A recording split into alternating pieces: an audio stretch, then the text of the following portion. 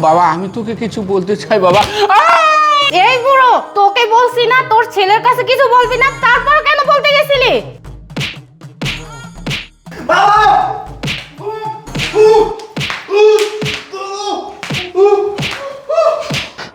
বাবা কি হয়েছে তোমার? তুমি তোমার হাত দিয়ে মুখ চেপে ধরেছো কেন? আমার কিছু হয়নি বাবা। বাবা তুমি তো অনেক শুকিয়ে গেছো। রূপা কি তোমার কোনো খেয়াল রাখে না নাকি? আচ্ছা রূপা কোথায়? রূপার নাগর। হ্যালো জান, কেমন আছো? এই আমি তো অনেক ভালো আছি। বাসার সব কিছু এলোমেলো লাগতেছে কেন? বাসায় কি কোনো কিছু হয়েছে? কই না তো।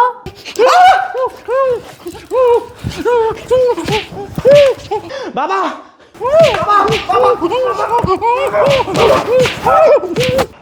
হায় আল্লাহ, এটা আমি কি দেখতেছি? আমার স্ত্রী আমার বাবাকে বেল্ট দিয়ে মারতেছে, সাথে আমার ছোট ভাইকেও মারতেছে। কিন্তু কেন? কি ব্যাপার? আমার স্ত্রীর পাশে এই ছেলেটিকে আগে তো কখনো দেখিনি। এই ছেলেটি আমার বাসা কি করতেছে? ও মা, এই ছেলেটিও দেখতেছে আমার বাবাকে মারতেছে, আমার ভাইকে মারতেছে। কেন? কিসের জন্য মারতেছে? আমার বোন বলতেছে এখানে কোনো রহস্য আছে। না না, এখানে আর আমার চুপচাপ বসে থাকলে চলবে না। আমি এক কাজ করি, আমি এখনই বাসায় যাই। এই রাখো, আর মারতে হবে না। আজকের মতো এ পর্যন্তই ছেড়ে দিই। বেশি মারলে কেন না মরে গেল। চলো যান, এখন আমরা একটু বেডরুমে যে ভালো সময় পার করি। ঠিকই বলেছো জান, চলো। আর এই বুড়ো, তোকে বলছি তুই রান্নাঘরে গিয়ে থালা বাসন যত আছে সব মেজে রাখবি। আর এই তোকে বলছি রান্নাঘরে গিয়ে রান্না বসা, রান্না শেষ হলে আমাদেরকে ডাক দিবি, দুপুরে লাঞ্চ করব, বুঝেছিস? চলো।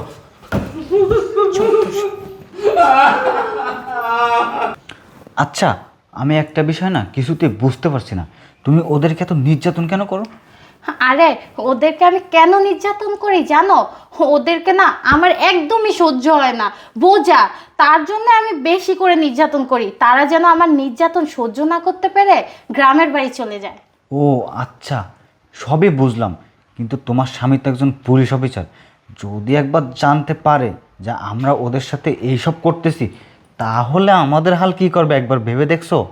তোর ছাড়ো তো, তোমার এগুলা নিয়ে চিন্তা করতে হবে না, আমার উপরে ছেড়ে দাও। তুমি জানো আমার হাজবেন্ড আমাকে অন্ধের মতো বিশ্বাস করে, আমি যেটা বলবো সেটাই বিশ্বাস করবে।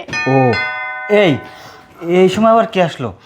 আরে সত্যি তো, এই সময় আবার কি আসলো? এই তুমি যে দেখো তো কে আসছে। তুমি এখানে বসো, আমি দেখে আসছি। ধুর, ভালো লাগে না।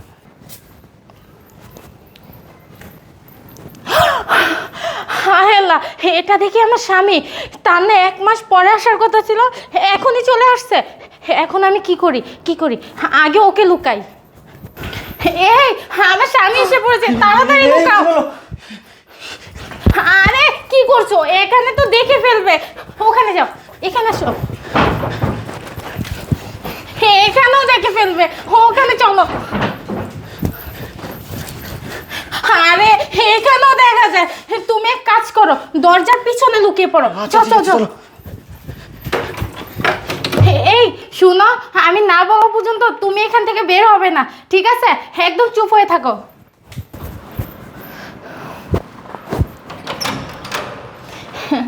আরে আশরাফ, তুমি আসছো?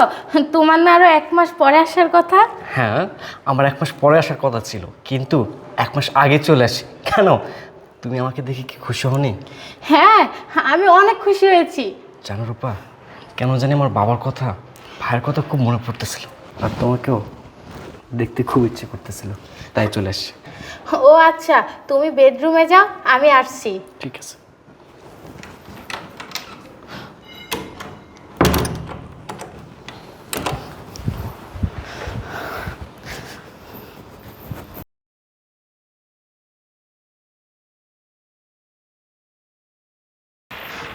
এই শোনো না, তুমি ফ্রেশ হও, আমি তোমার জন্য রান্না করতে যাই।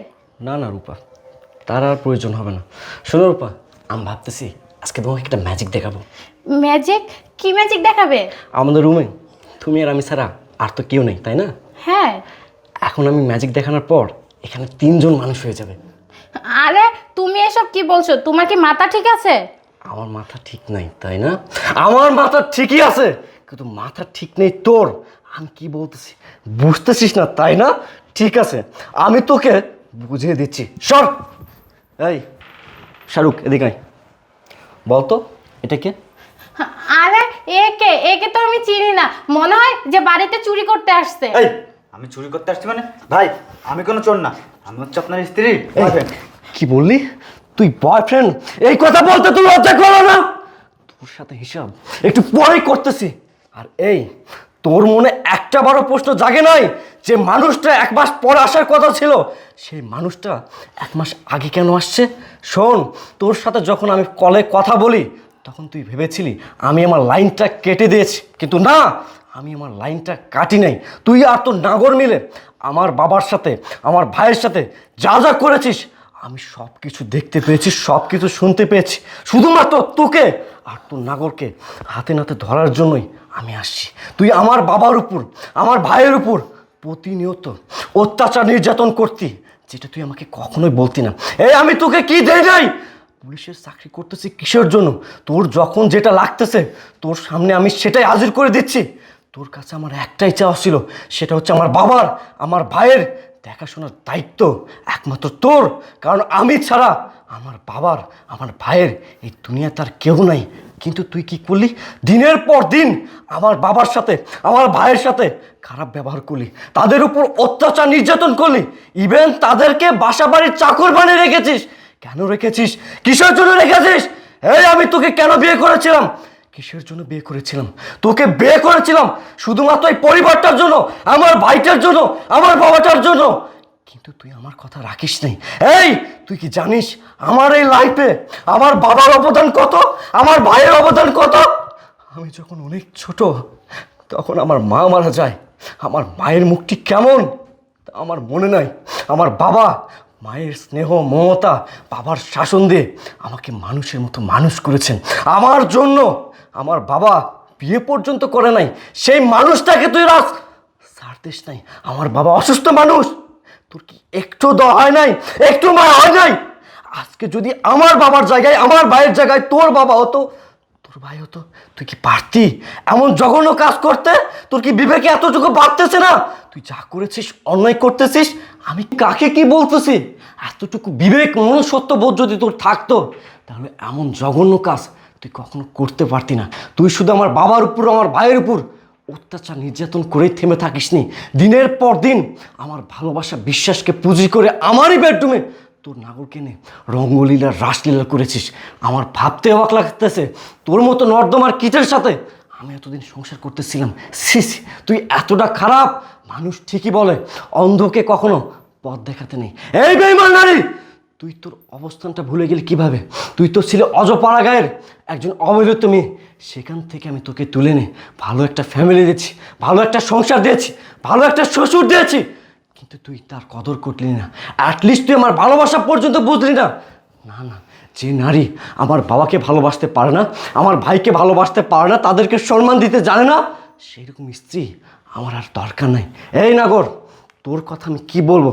তোর সাহস দেখে আমি অবাক হয়ে যাচ্ছি। তুই কিভাবে পারলি একজন পুলিশের বউয়ের সাথে নোংরামো করতে? আরে ভাই, তোর তো বিয়ের বয়স হচ্ছে, তুই বিয়ে কর।